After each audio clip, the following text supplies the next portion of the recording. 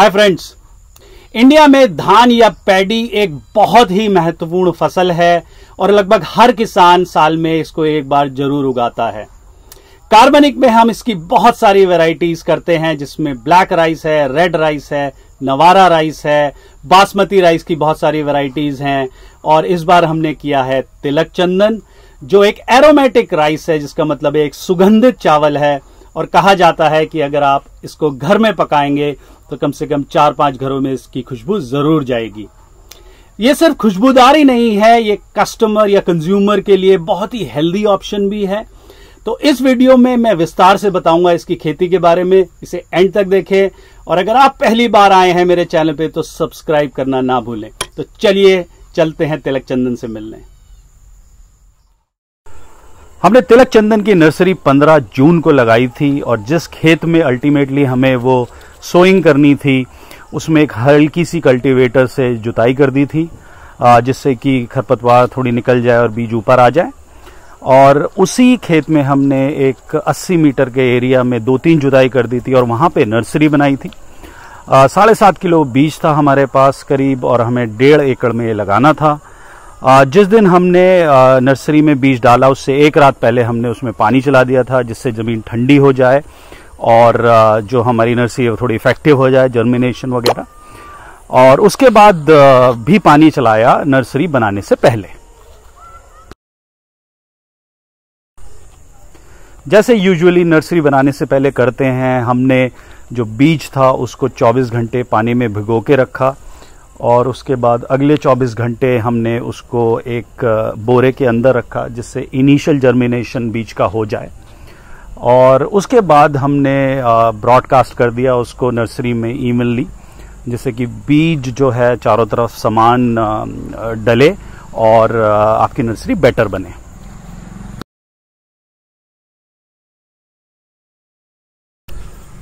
लगभग 26 दिन में हमारी नर्सरी तैयार हो गई थी ट्रांसप्लांटेशन के लिए। हमने फिर उसका ट्रांसप्लांटेशन कराया हाथों से, 2-4 चीज़ों का ध्यान में रखते हुए। पहला, जो आपका जब आप लगाते हो, ट्रांसप्लांट करते हो मेन फील्ड में, तो जो जड़ है वही सिर्फ अंदर जानी चाहिए। ज़्यादा अगर अंदर आप डाल देते हो पौधे को तो टेलरिंग या जो उसके ब्यात है, फुटेर है, वो कम हो जाती है। और दूसरा, हमने कोशिश की कि हम जो सोइंग है वो एक लाइन में ही कराएं जितना हो सके, जिससे कि आगे आने वाले टाइम में अगर हमें खेत में आना जाना पड़े तो हमारे लिए आसान हो जाए।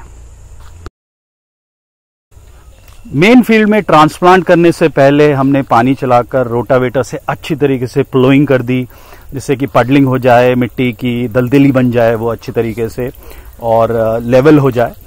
क्योंकि हम कोई इनपुट यूज नहीं करते, हमने खेत में कुछ नहीं डाला, लेकिन कोई अगर नई जैविक खेती कर रहा है तो मैं रिकमेंड करूंगा 1200 से 1500 किलो उस समय आप वर्मी कंपोस्ट डाल लें।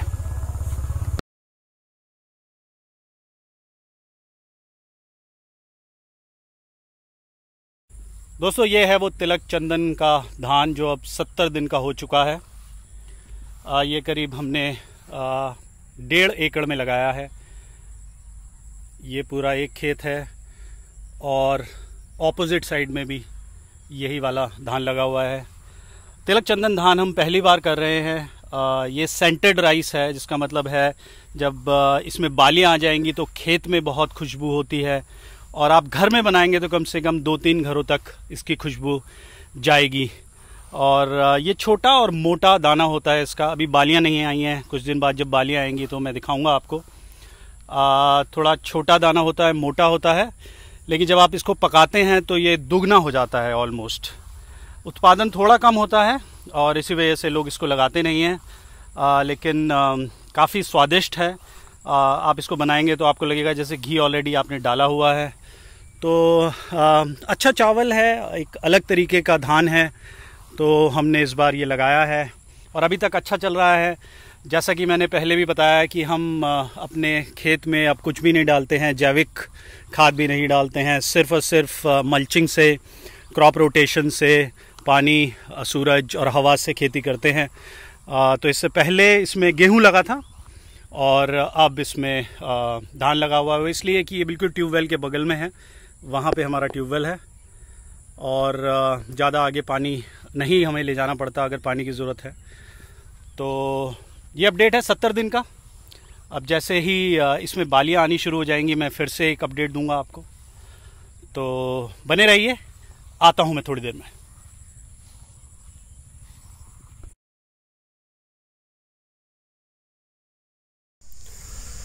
दोस्तों लगभग 105 दिन हो गए हैं और आप देख सकते हैं बाली आनी शुरू हो गई है। 80% बाली आ चुकी हैं, 20% अभी भी आना बाकी है।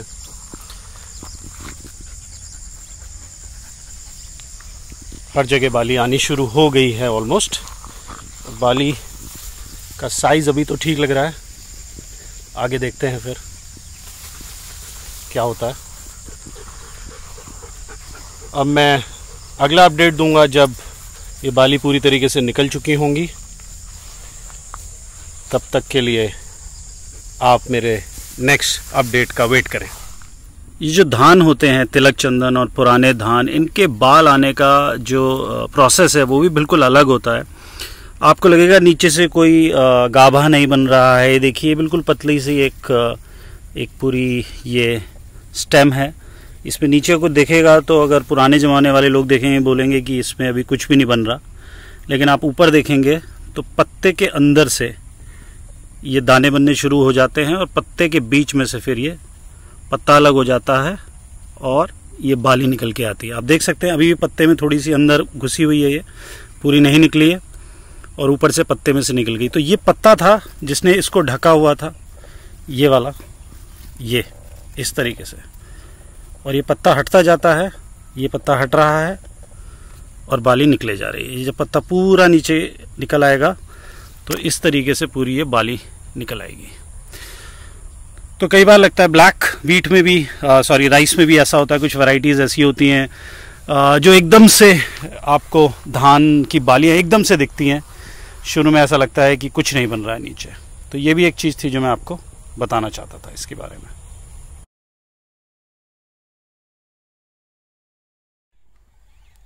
दोस्तों आज इसको एग्जैक्टली 4 महीने हो गए हैं और आप देख सकते हैं कि बाली में दाने पड़ने स्टार्ट हो गए हैं और बाली का साइज़ भी काफ़ी अच्छा है, दाने भी काफ़ी लग रहे हैं। अभी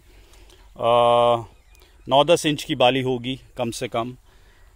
सो एक्सपेक्टेशन है कि प्रोडक्शन अच्छा होगा। अभी लग जाएंगे 2 हफ्ते तक इसको कटाई में और जैसे ही ये कटेगा तो मैं बताऊंगा प्रोडक्शन कितना हुआ है, कमेंट बॉक्स में डालूंगा प्रोडक्शन इसका। बट मैं अज्यूम कर रहा हूँ कि अच्छा प्रोडक्शन होगा क्योंकि दाने सारे भरे हुए हैं, अच्छे हैं, बाली भी बड़ी हैं और जो खाली दाने होते हैं वो नाम मात्र को हैं। तो ये है जैविक खेती का नतीजा कि हमने ना तो इसमें कुछ जैविक खाद डाला है, ना कीटनाशक की ज़रूरत पड़ी है। पहली बार ये खेती कर रहे थे और सब कुछ अच्छा हो गया।